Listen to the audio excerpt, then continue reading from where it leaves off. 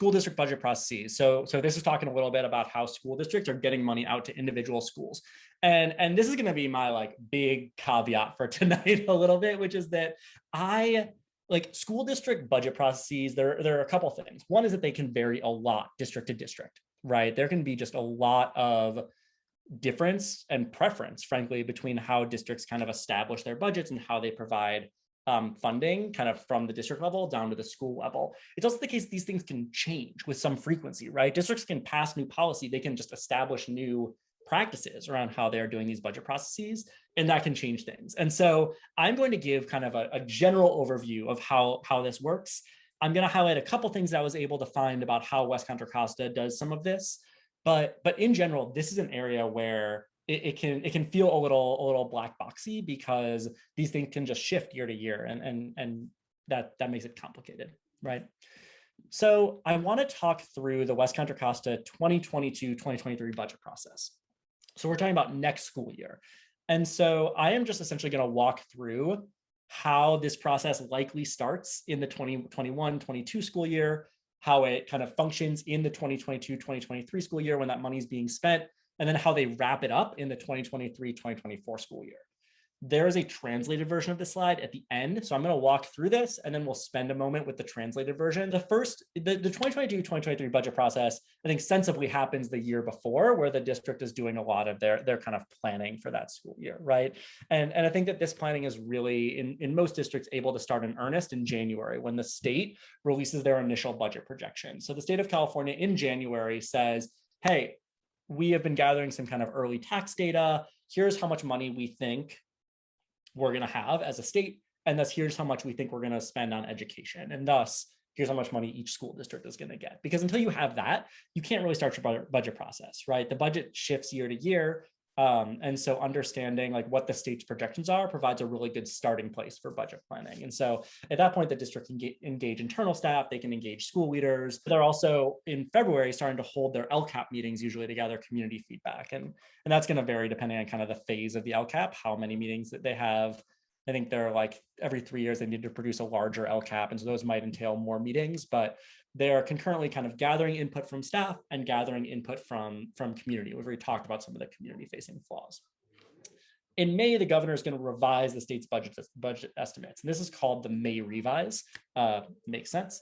And the district is going to kind of revise their plans accordingly. And that May budget that the state puts out is typically pretty close to what's actually going to get approved by the state's legislature, right? That's part of what happens when you have a governor and a legislature that are both in the same parties. There's a lot of communication there. So you get a budget in May that looks pretty close to what you're going to get.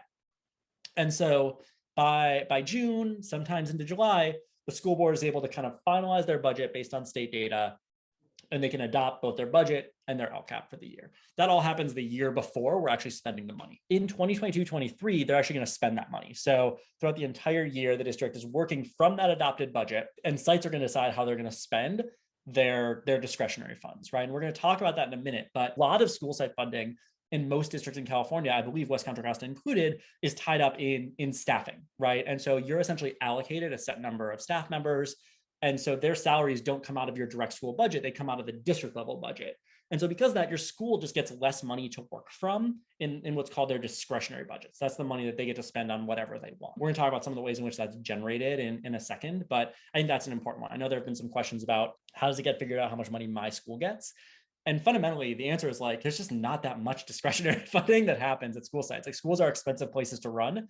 Yeah, and there's just limited funding there. In December and March, the district produces what's called interim reports. These are reports on how the district's actual expenditures are aligning with their anticipated budgets. I'm going to go to like the like home budgeting example for a minute, which is like, I can expect to spend $100 on food in a month, right? That's obviously ridiculous, but like I can plan to spend $100 on food, but like I have some people come over unexpectedly and like I have to, bake some cookies for my son's preschool or like whatever the case may be. And I end up spending $110, right? I needed to do that. I have to like feed my family and like do these things, but I spent more than I budgeted, right? Districts can do the same thing sometimes. They end up spending more money or less money than they anticipated in various areas.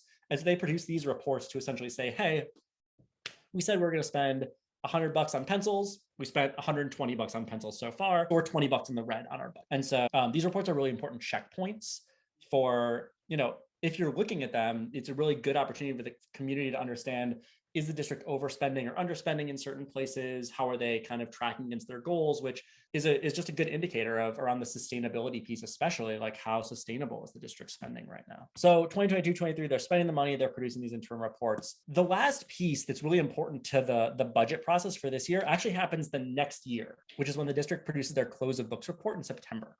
And this is their final report of how much they spent against their budget. In September, they're producing this report that says, okay, here was our original budget. Here's how much we actually spent end of year against that budget, right? And the reason this is so important is because districts that have poor financial controls, districts that overspend substantially against their budget, it impacts the next year's budget and the budget after that, because you end up in these situations where you continuously say, we're going to spend $100, we spend 120. And the next year you say the same thing and the same thing. And suddenly you're deep in debt if you don't have tight controls kind of throughout the way. And so this is where these like interim reports are really important, because they allow for districts to kind of publicly state where they are at any given moment.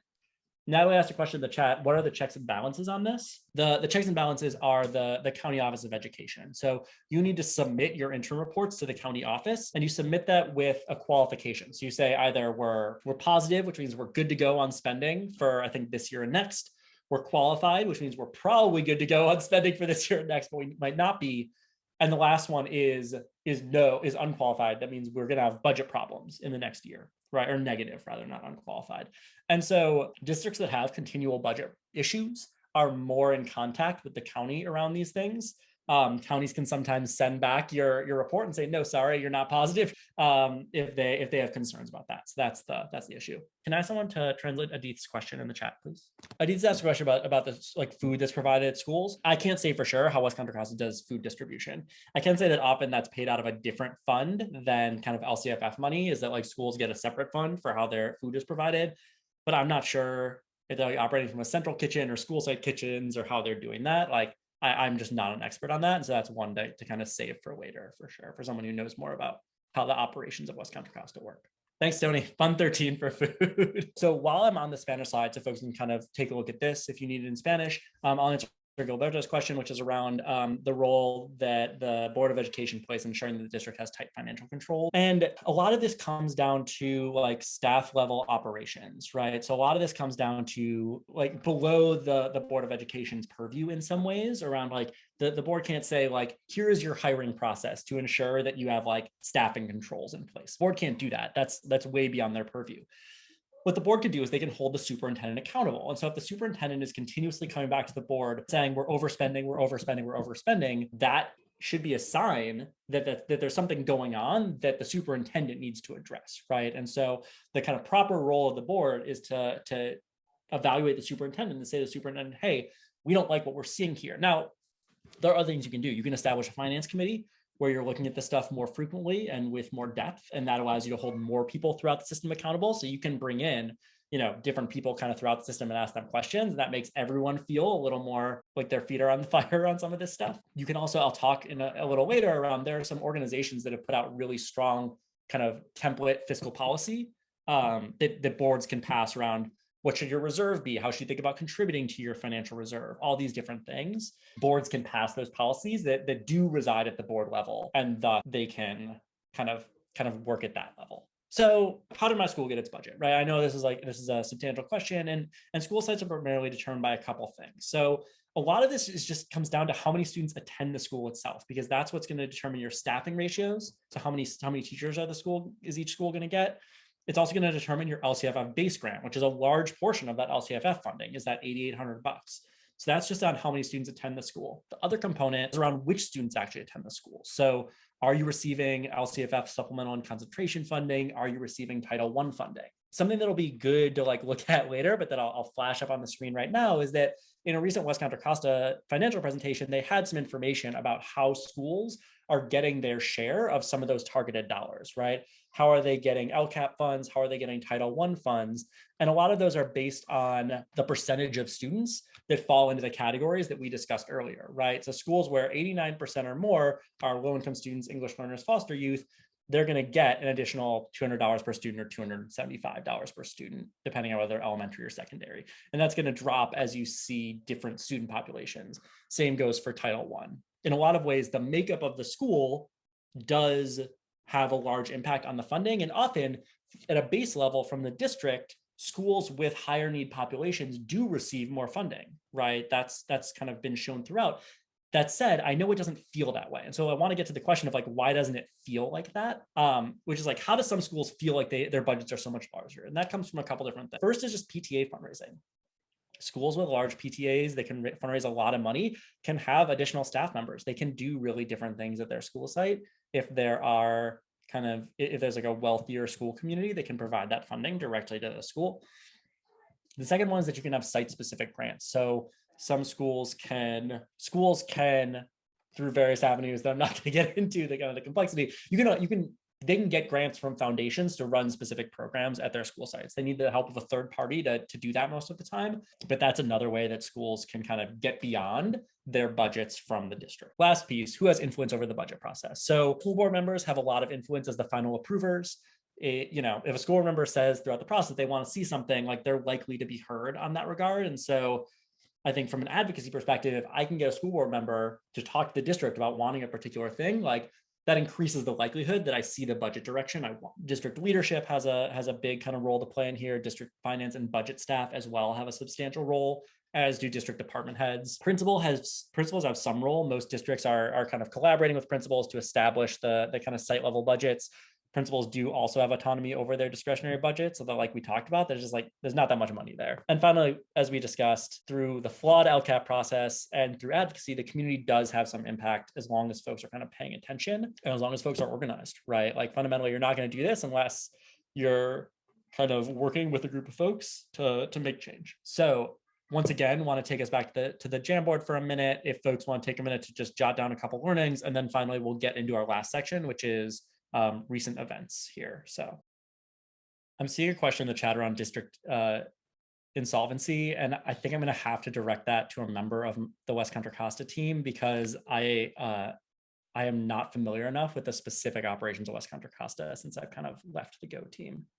Or we may have to follow up with that one. But the question is whether West Contra Costa has addressed an insolvency issue since they were warned in May. That one we're going to loop back to in our next speaker series, so stay tuned. Great. So we have some of those same questions and concerns, but they extend beyond our internal expertise and knowledge.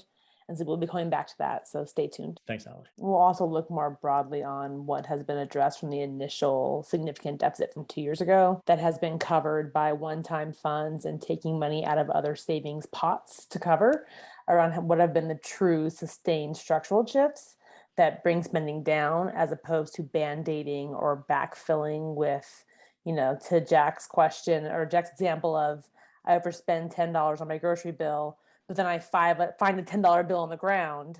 So that month I pay back with the $10 I found, but I still keep spending $10 more every month.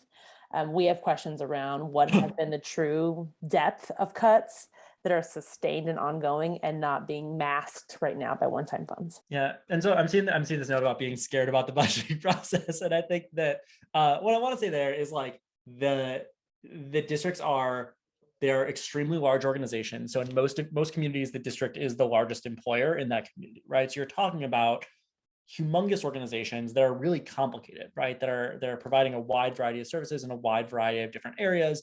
I think that in terms of lacking proper controls, that's very much like an internal thing that varies district to district, right? Like districts are going to have different levels of oversight from their county. They're going to have different staff that have different practices. And so it's hard for the state to legislate around that. And so it's mostly around, do you have kind of strong practices internally that are allowing you to make good decisions, that are allowing you to kind of have the internal controls you need to like set budgets in a way that's going to allow you to have a positive impact while also staying sustainable. But I just want to note that it's complicated. I'm going to move to our last section.